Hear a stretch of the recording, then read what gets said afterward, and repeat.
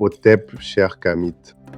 Je vais raconter cette histoire avec beaucoup de prudence, de respect et de clarté, parce que le but n'est ni de choquer gratuitement, ni de banaliser l'inacceptable, mais d'éclairer ceux qui sont encore prisonniers de traditions mal comprises.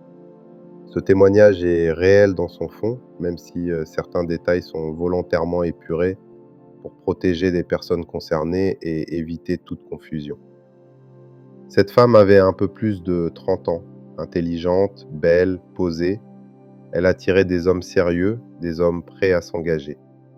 Les relations démarraient bien, les familles se rencontraient, les projets de mariage avançaient, l'argent était dépensé, les préparatifs étaient presque terminés. Et puis, toujours au dernier moment, sans raison apparente, l'homme se retirait. Sans conflit, sans explication claire, comme s'il y avait un mur invisible. Ce schéma s'est répété plusieurs fois. Trop de fois pour être un hasard. Fatiguée, blessée, elle a fini par en parler à son père. Elle cherchait une explication, elle voulait comprendre. Ce jour-là, le père a révélé un secret familial ancien, lourd, transmis de génération en génération. Dans cette lignée, les femmes ne pouvaient accéder à un foyer stable qu'après des rapports sexuels avec leur père. Cette pratique avait été pratiquée pendant des générations sans jamais être remis en question. Les tantes, les cousines, les sœurs aînées y étaient toutes passées. Et effectivement, elles étaient aujourd'hui mariées, installées, socialement réussies. Mais cette femme, elle, a ressenti un rejet profond. Quelque chose en elle disait non. Pas par rébellion, mais parce que son âme ne pouvait pas accepter la forme que ce rituel avait prise avec le temps. Le père lui-même était déchiré. Ce n'était pas un homme malsain, c'était un homme prisonnier d'une obligation qu'il n'avait pas choisie. Il a pleuré, il souffrait. Il n'avait jamais voulu imposer cela à ses filles, mais il croyait sincèrement que l'ancestralité n'offrait pas d'autre voie. La mère, les sœurs, la famille ont tenté de convaincre la femme, non par cruauté, mais par peur. Peur qu'elle reste seule, peur de rompre la chaîne, peur de désobéir à ce qui avait toujours fonctionné. Pourtant, au fond, personne n'était réellement en paix avec cette pratique. Elle était subie, jamais comprise. C'est dans cet état de détresse que cette femme est venue en consultation. Et très vite, une chose est apparue clairement. Le problème n'était pas sexuel. Il n'avait jamais été sexuel à l'origine. Le problème était symbolique et énergétique. Mais la famille avait confondu le symbole avec l'acte, la fonction avec la forme. Dans de nombreuses traditions anciennes, l'énergie paternelle représente l'autorité, la structure, la bénédiction, l'ouverture du chemin social et conjugal. Ce qui était recherché dans cette pratique, ce n'était pas un acte charnel, mais une activation énergétique, une reconnaissance, une transmission, une permission donnée à la fille de passer à l'étape suivante de sa vie. Le drame, c'est que la famille était restée figée sur une pratique littérale, sans jamais faire évoluer la compréhension. Or, la spiritualité évolue, la magie évolue, les formes changent, le principe demeure.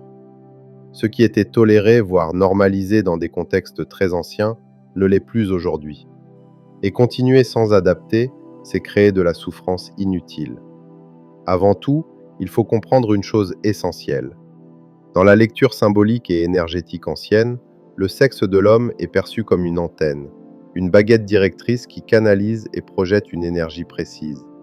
De l'autre côté, le sexe de la femme est vu comme un cocon, une grotte vivante qui reçoit cette énergie, l'intègre et la multiplie.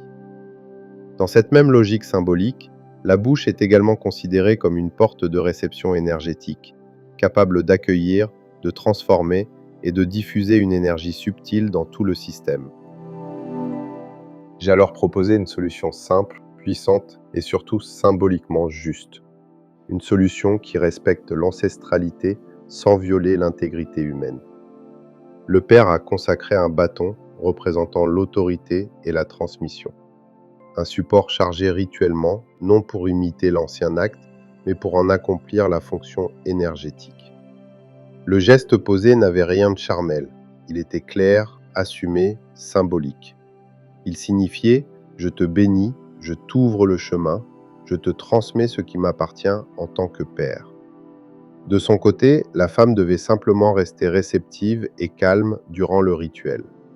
Le père a pris le bâton en main, a prononcé des bénédictions sur elle, puis a posé brièvement le bâton sur sa bouche pendant quelques secondes. À cet instant, le rituel était accompli et les conditions symboliques et énergétiques étaient pleinement remplies. Ce jour-là, le père a pleuré encore, mais cette fois, c'était des larmes de soulagement. Parce qu'il n'était plus obligé de porter une faute déguisée en tradition. La fille, elle, a ressenti quelque chose se débloquer, comme si une porte invisible venait enfin de s'ouvrir. Peu de temps après, l'homme qui s'était retiré sans explication est revenu. Les choses ont repris naturellement. Le mariage a eu lieu. Aujourd'hui, ils ont des enfants, une vie stable, et surtout, une paix intérieure que les autres femmes de la lignée n'avaient jamais vraiment connue. Le père a transmis cette nouvelle compréhension à la famille. Le rituel a été transformé. L'ancestralité a été respectée, mais purifiée de ses formes obsolètes. Et c'est cela le message central de cette histoire. Le danger n'est pas la tradition. Le danger, c'est l'ignorance du symbole. Ce qui était un langage énergétique est devenu, avec le temps, une prison. Comprendre la spiritualité, ce n'est pas répéter aveuglément, c'est discerner, adapter, évoluer. Si tu te reconnais dans une lignée où certaines pratiques te mettent mal à l'aise sans que tu oses parler, sache une chose, ton malaise est un message. L'ancestralité n'a jamais demandé la destruction des vivants, elle demande la continuité, pas la souffrance. C'est pour cela que l'enseignement, la compréhension et l'accompagnement sont essentiels. Étudier, apprendre, se former, pour éviter de confondre respect des anciens et répétition de l'inacceptable. La spiritualité authentique ne viole pas, elle libère. Et quand on comprend cela, des chaînes qui semblaient éternelles tombent en silence.